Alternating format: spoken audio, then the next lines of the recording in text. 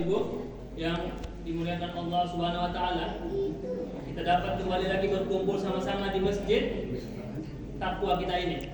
Mudah-mudahan kita ke masjid takwa insyaallah jadi juga hamba yang bertakwa pastinya dimanapun dan kapanpun kita. Dan kemudian mudah-mudahan segala amal ibadah kita, puasa kita, semuanya itu diterima Allah Subhanahu wa taala. Sehingga nantinya jadilah kita tadi hamba yang la'allakum tattaqun. Mudah-mudahan insyaallah. Pada rasa kita sudah masuk kepada Ramadan ke-9. Insyaallah alhamdulillah tidak terasa sudah mau menuju babak pertengahan. Kalau istilahnya hidup ini kan ada mukaddimahnya, ada babak intinya, sama ada babak catur. Bapak tahu catur? Ada opening, pembukaan loh, 5 langkah pertama tuh. Baru nanti masuk babak pertengahannya, baru nanti end game-nya, Pak. Penutupannya gitu kan. Jadi kita sudah mulai masuk ke Ramadan yang tahap keduanya, pertengahannya. Maka terus kita semangat ya, Pak. Semangat kita ibadah. Semangat kita baca atau tadarus Al-Qur'annya atau zikirnya, tahajudnya, dan juga tentunya doa-doanya dikencangin Pak doa. Apalagi di bulan Ramadan, ya kan? Anak-anak Ustaz di bulan Ramadan ini banyak waktu-waktu yang mustajab. Waktu kita mustajab doa itu banyak, Bu.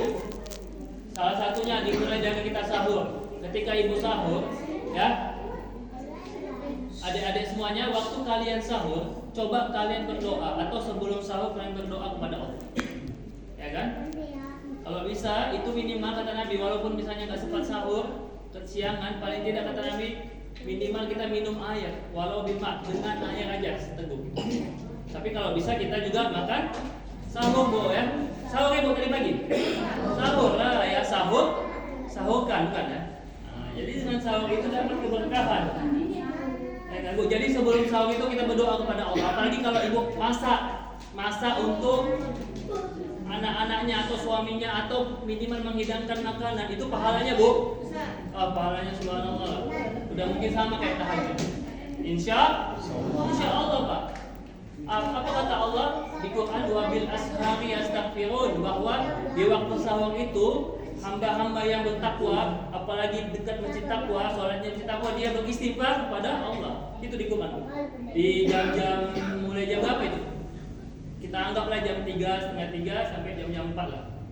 Pintu-pintu langit, atau mungkin disebut juga mungkin sepertiga malam. Di sepertiga malam salah satunya, Bu. Sepertiga malam malaikat turun nggak tahu. Walaupun apalagi kalau ditambah lagi di malam Lailatul Qadar, apalagi ditambah lagi ketika ibu sewaktu tahajud. Waktu tahajud ibu di sepertiga malam ibu minta sama Allah lagi sujud. Tapi tentunya jangan diucapkan, jangan dilepaskan ya. Dalam hati minta sama Allah, itu adalah salah satu momentum atau momen kedekatan kita dengan Allah. Nggak ada jarak lagi kita kepada Allah. Ketika sepertiga malam dan ketika waktu kita sujud, menundukkan diri sujud sesujud-sujudnya di hadapan Allah Subhanahu wa taala. Nah, itu tadi ya, jadi waktu tahajud. Apa tadi? Waktu apa tadi? Sahur. Waktu buka puasa juga, Pak. Sebelum kita buka puasa, sebelum baca doa buka puasa, apa baca doa buka puasa? Allahumma lakasultu, atau mungkin yang sahabat suama enggak apa-apa. Sebelum baca doa buka puasa itu, ya, sebelum kita baca doa buka puasa, Pak, coba baca doa apapun, ya. Misalnya ibu baca doa supaya apa, Bu? Lunas hutangnya, Ibu. Nah, dari koperasi atau dari mana itu? Mekar ya, Mekar Sari, Mekar Bunga, Mekar apalah gitu ya. Nah, itu mustajab, Bu. Barulah baca doa. Jadi 1 menit, 2 menit atau 3 menit sebelum buka itu coba doa itu kepada Allah Subhanahu wa taala. Kemudian waktu habis sholat itu juga mustajab. Apalagi waktu antara azan dan iqamat. Kalau kita khutbah Jumat, Pak, antara dua khutbah ya, Pak. Turun hujan atau kita membantu orang lain, itulah waktu-waktu mustajabnya doa. Tambah lagi juga ketika kita di tempat misalnya Masjidil Haram, Masjidil Aqsa, masjid apa lagi? Masjid Nabawi ya, masjid takwa ini juga insyaallah. Insyaallah ya. Kalau memang betul-betul semangat khusyuk kepada Allah, pasti dikabulkan. Tapi tentunya semangat Bu, atau bukan khusyuk namanya. Kalau doa itu namanya hudud, tunduk atau mengharap atau menghambakan hanya kepada Allah. Atau bahasa lainnya kalau dari tasawufnya itu menghinakan diri. Ibu merasa hina, merasa hamba, berhajat hanya kepada Allah. Kalau udah ada perasaan seperti itu dalam doa, insya Allah doanya mustajab kepada Allah. Ah itu dia. Jadi sesungguhnya Bu, inna sholati, sesungguhnya sholat kita, ibadah kita, puasa kita ini semuanya wa ma yahya wa mamati lillahi rabbil alamin. Maka kita minta kepada Allah, kita mohon dan minta kita hanya kepada Allah, hanyalah Allah, atau Allah lah yang tempat kita mengadu. La haula wa la quwata illa billahil aliyyil azim. Tidak ada yang dapat memenuhi kebutuhan kita, mencukupi hajat kita, membuat kita keluar dari suatu permasalahan. Tentunya semua tempat atau semua level usia, semua kita ini pasti ada ujian-ujiannya gitu kan. Nah, maka hanya kepada Allah lah tempat kita mengadu, ya kan, anak Ustaz? Siapa namanya? Minta kita kepada Allah.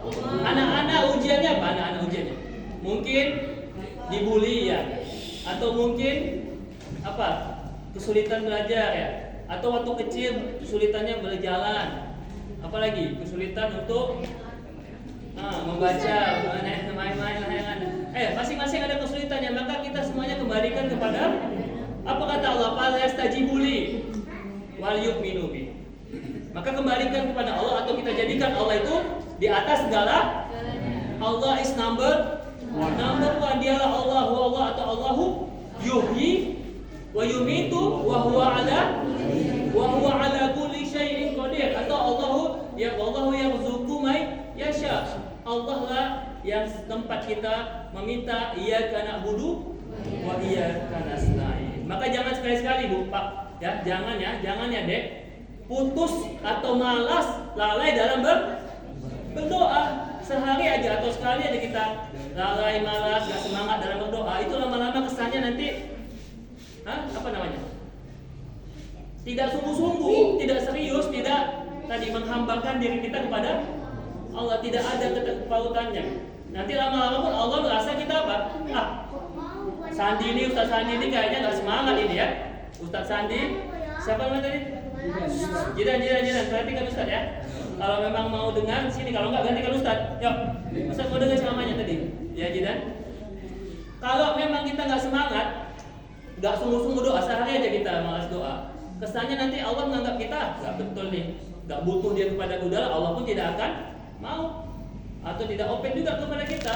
Lama-lama nanti kita dianggap Allah nggak serius atau sepele atau nggak membutuhkan Allah, atau lama-lama mungkin bisa jadi hamba yang nggak peduli Allah, atau jadi sombong kayak iblis.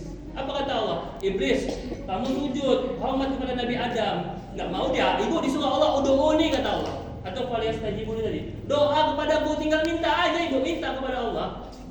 Maka pasti akan Allah astajib lakum. Udhuni astajib lakum. Apa maknanya astajib itu, Pak?